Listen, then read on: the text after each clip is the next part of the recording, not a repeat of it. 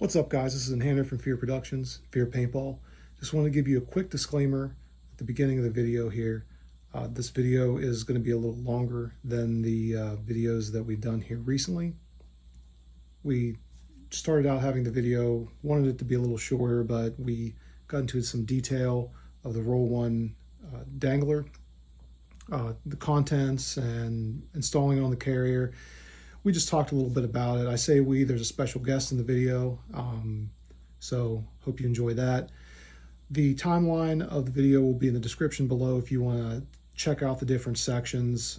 The intro, we'll be just talking about it, then we'll be putting the medical contents in, talking about that, and then the last part will be installing on the carrier and how that looks like.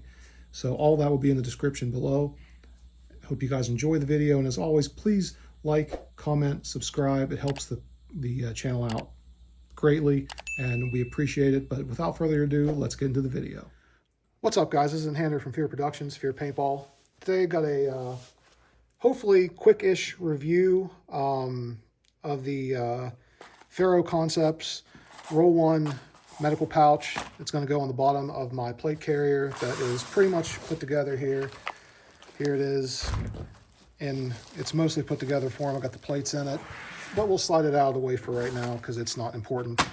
I am actually not going to be talking about this as much. I just wanted to intro the video and show you guys what's the product and what's going on. I'm going to hand this off here in a second to Tactcial Addtion. He has got one, check his channel out. I will put it in a link in the description and tag it at the end of the video.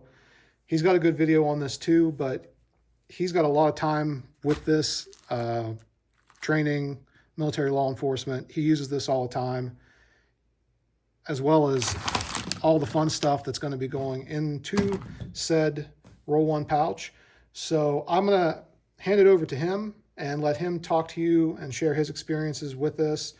You might hear me off and on in the video, and then at the end, we're going to slide my carrier over, show you how to put it on the carrier, and we'll go from there. So Tactile Appellation, take it away. Okay, so like Fear Productions was talking about, I've had more time with this iFAK than any other iFAK on the market, really, mostly because it quickly became my favorite shortly after owning it. I guess I can talk about first why I favor this iFAK over others. So this iFAK actually, it can be worn on a belt or a vest or a chest rig, kind of however you want to run it. I would say it's more geared towards kind of like a vest or chest rig borne pouch. Because of the profile of it, it's going to take up a lot of real estate if you are wearing it on a belt. And you can also see here, as wide as it is and as much material as you have to grab onto when attaching it to the belt, when you have that curvature in the belt, you can see where that would kind of create some issues unless you were running it specifically in the flat of your back. But even then, I could see it having some problems, especially if you're a bigger dude like I am, as far as, you know, this thing staying on and staying put and creating some hot spots maybe once this thing is filled up. The insert here is filled up. But so the reason why I favor this pouch over other iFAKs on the market is mostly because of its simplicity and also because of the size and the profile of the pouch here. So let me just grab something real quick to illustrate kind of what I'm talking about. But this is, for all intents and purposes, a Dangler style pouch. Now, most Danglers, you know, on the market are going to come with a zipper closure, and they are going to adhere to your gear with this Velcro here that we see. But where this is different is obviously, you know, this is more or less like a tube, or like a, you know, it's kind of like a burrito where your fillings go into the burrito and stay there until you're ready to pull out the insert. for lack of better terms. Medical burrito. Yeah, it's a medical burrito. Yep. But let me grab another Dangler pouch here real quick, and I can kind of show you why I favor something like this over a traditional Dangler. Okay, so I've got the other Dangler here, and this one is made by Haley Strategic, but they're all kind of the same. There's 100 different Dangler pouches out there. But so let me just illustrate something here. First of all, you know, the profile of a traditional Dangler is more of a square shape, and what that leaves you with is a lot of overhang there whenever you are running this on a plate carrier or a chest rig. Does it bounce around a lot when you're running? It does, and that's the biggest point of contention I have with these traditional Dangler pouches is when you're moving, when you're doing any type of dynamic work with your gear on, this pouch is kind of going to be doing one of these numbers when you're running. I've even had them fold up under me. I can't really illustrate that right now with what I'm doing here, but I've even had them fold up under me when I'm going into the prone, and it's a pain in the butt for me, and I'm sure overwhelming majority of people would agree with me on that. Do these traditional Dangler pouches have their place? Absolutely, and I still use these. I found different ways of using these. I actually run this right now with my Haley micro rig, and it seems to work fine for that. But I'm always going to pick something like this over this, because what they've kind of done with a pouch like this is where you had more of a square shape with the traditional Dangler, they kind of shortened it and widened it out. So you have less of that movement from the pouch while you're doing any type of, like I said, dynamic work there. Another thing is, as you can see here with this Dangler, all of my contents inside the pouch are kind of just loose. And in a high stress environment, it's fine. You can work through it, but we're doing whatever we can to mitigate that stress and adrenaline that's pumping through you while you're dealing with, again, a high stress situation there.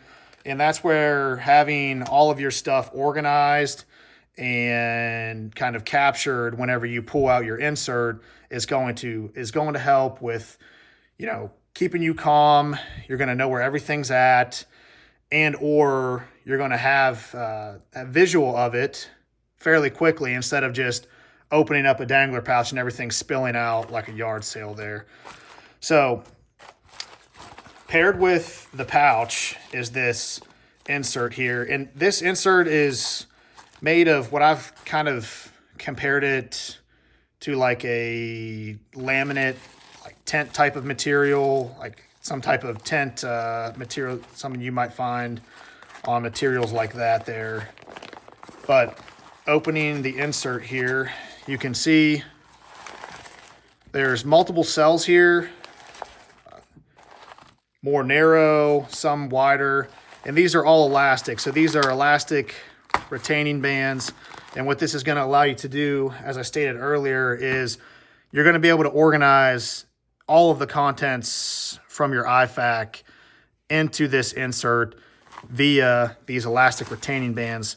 Now, it's not going to work perfectly for everything, but you're going to be able to have some organization here where you'd be lacking in other iFAKs on the market. You also have this wide cavernous sleeve on the back here. Typically, I will throw a chest seal in there, and I'll illustrate that as well. But anything you throw back here is going to have to be something that's more of a flat profile there, because when this insert is filled, as the name implies, it's going to roll up together, and you have to have this thing compact enough to where it can fit into the pouch there. So I'll go ahead and just kind of illustrate here. Now, traditionally on most of your trauma kits, you're going to have a couple of basic must-haves: trauma bandages, gauze, NPA usually, and a chest seal. More advanced trauma level care is going to adhere to things like these decompression needles. We want to be careful about how we use those, because those are really specifically only to be used by a trained medical professional, as that is technically considered a surgical procedure. Would I use these? Would I use this in a pinch? I have been trained on it. Would I use this in a pinch if I had to on a close friend or family member? Like, absolutely. But for the majority of the reason why me and Fear Productions carry these is because I may not have complete training on how to use this, but someone else that comes onto the scene, they might, and they very well may. If it's an EMT, if maybe someone else pulls over, and I'm talking here like if you had your iFAK in your vehicle, if somebody else would pull over and they would be maybe a medical professional and they did have knowledge of how to use this, but maybe they didn't own one themselves, that's where this is beneficial to have on your person and in your iFAK. Yes, absolutely. So I'll go ahead and stuff this here. So for this decompression needle, we're going to utilize one of the more narrow cells here. And this is going to be maybe a little difficult to do while on camera here. But so we'll hold that there. Let's see here. We've got some gloves here. So what I typically do is I'll throw these in here. You always want to have 2 pairs of gloves on you, because if you're like me and you're a caveman, then when you're trying to throw stuff on, especially if you're working with liquids and body fluids and stuff like that, if anybody knows anything about latex gloves or any type of rubber glove, they're going to break, they're going to bust. So I always have and recommend to have 2 pairs of gloves in your iFAK. This we have just a basic ACE bandage. These can be used for all kinds of different things. I mean, you can definitely use these in a pinch for bleeding control. Typically, I would use this maybe in conjunction with a splint and or to hold on a trauma bandage with gauze under it, just an extra layer of secureness for that trauma bandage that I have applied. Next, we have some S-rolled gauze here. And these are all going to come like this typically when you buy gauze. It's going to be in a vacuum sealed package. The only thing that irritates me about these is all this extra material we have here. And typically I try to kind of fold that out of the way. While you're loading that there, you and I both have seen a lot of stuff like this that might not necessarily be legitimate. Yes. What brands would you recommend that you know Okay, so are quality and are not going to be from certain places? right. Yeah, it's like Fear Production said there. You can go to the dollar store and buy medical equipment, but it's important, especially if this is something that's potentially going to save your life or somebody else's life. To me, there's no price tag on that. So I'm willing to spend the extra money, which it's not much more. I mean, this is just gauze. So we're talking very, very cheap to buy something even of quality. Like I said here, North American Rescue, TAC Solutions. There's a couple others here that I can't think of off the top of my head. But, mainly North American Rescue, that they're the biggest probably manufacturer of medical goods, quality medical goods that you can buy for trauma aid. I would stick to them. I wouldn't really bother with anybody else, to be honest, because like I said, this stuff is going to count. It's going to work when it counts. And I'm not going to buy something cheap and compromise on something that could save my life or somebody else's life. And the reason I bring that up, like you and I both have been to plenty gun shows where there are vendors selling a lot of medical gear. Medical gear is hot right now. Right. But it looks good, it's priced good, but it's clearly not quality. And or another good thing to point out, some of this stuff actually has expiration dates. Right. So they're selling expired gear, which Just something to look out for. Yeah, they will. You'll find like typically your military surplus booths at gun shows and stuff. They will be selling NAR stuff, but a lot of times it's all, like Fear Production said there, it's going to be expired. And while, there's an argument that, this stuff really never expires, again, it's like, it's like anything else. Like nobody really wants to eat, food. Yeah, sure. I can pull out a can of food that's been expired. Nobody really wants to do it. You can use it, but nobody really wants to do that. And I don't really, like he said, I don't really want to take the chance. So next here, we're gonna add our NPA into the iFAK. This is utilized for opening an airway or securing an airway in a lot of different situations. Now, I don't really think there's a particularly good place to put this in here. The other thing you usually have to contend with is this pack of lubricant on the back. But I kind of typically try to fold this in on itself to where I'm not really messing with the shape of the NPA here. And I'll actually usually throw this in here with the gauze.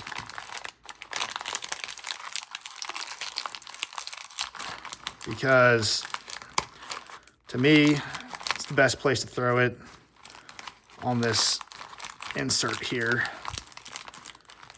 Okay, so we've got the NPA. Next is going to be your chest seals. These are a must-have in a trauma kit. This is going to be used for typically tension pneumothorax, where you have a sunken chest wound or a penetrating chest wound. You're going to utilize these chest seals for those scenarios specifically. I've seen people use plastic bags as a chest seal in a pinch. I've seen people use MRE bags.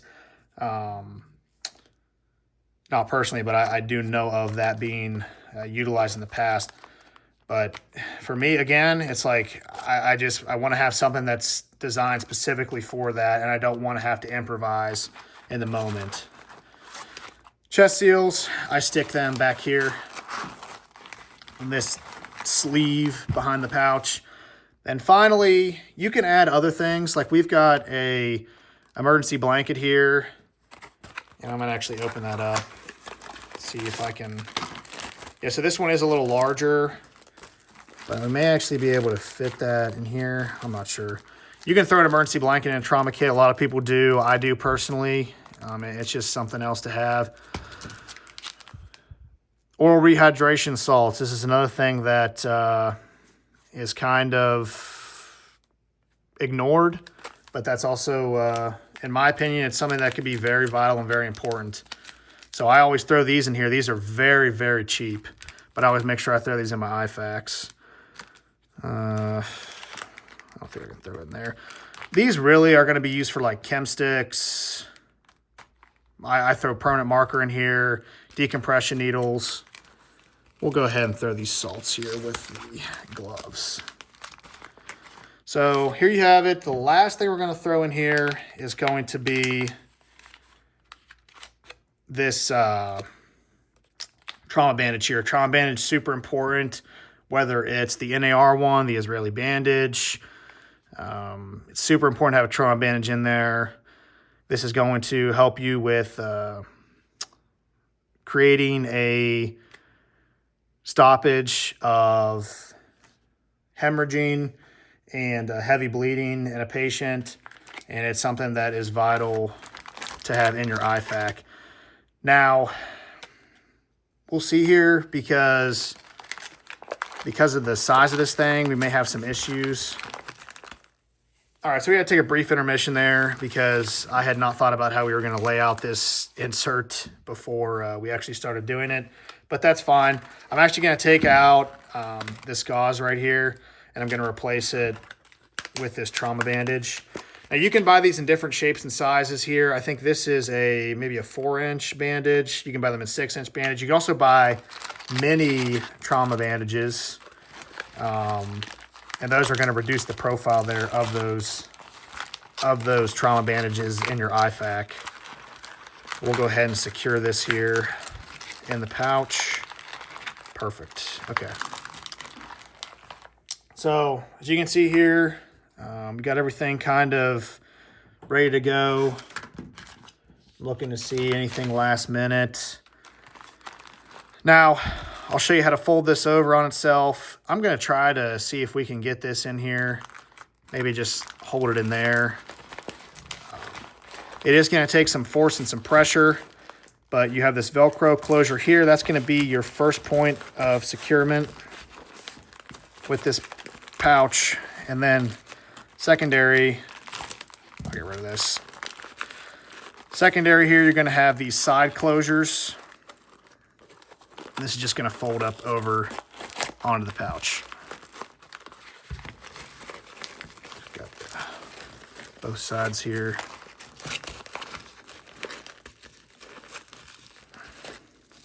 Okay. Then you can fool with this and adjust it further on your own time. Obviously, it is going to take a little bit more adjustment, but this is kind of what you're looking at here. So when you actually pull this out of the sleeve here, it's going to come out with all of your contents. Let's see if I can make one less adjustment there.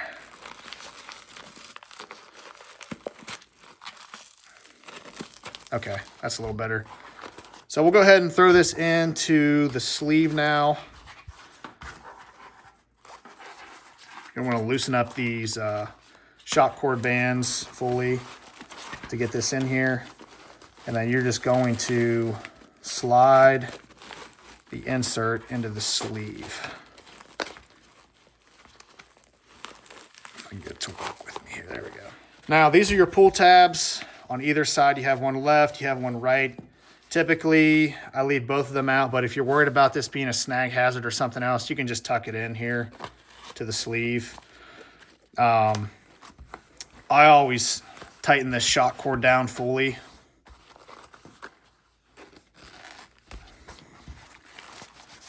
And there you have it right there. So this is it. I mean, I'll tuck this shock cord away into the sleeve there typically on both sides. I'll go ahead and throw it on the plate carrier here. Show you kind of how that works. So we're going to peel back our cummerbund there. And then we're going to attach the pouch right there like so. Cummerbund's going to fold back on over the pouch. And it's going to ride right below your plate carrier like so. Don't forget your scissors. Yes, don't forget your trauma shears. You can run these on the front of your carrier. I see a lot of people run them on the back of their carrier. And at a certain point, you know, we always go back to personal preference. So it's going to be whatever works best for you. But that's all I have for my kind of rundown here. I know we said it was going to be a shorter video. It turned out to be a little more long-winded than we might have liked, but I think we covered. Yeah, I think we covered it all. Also, if you don't have one already on your belt, make sure, and honestly, if you want to run two, tourniquet.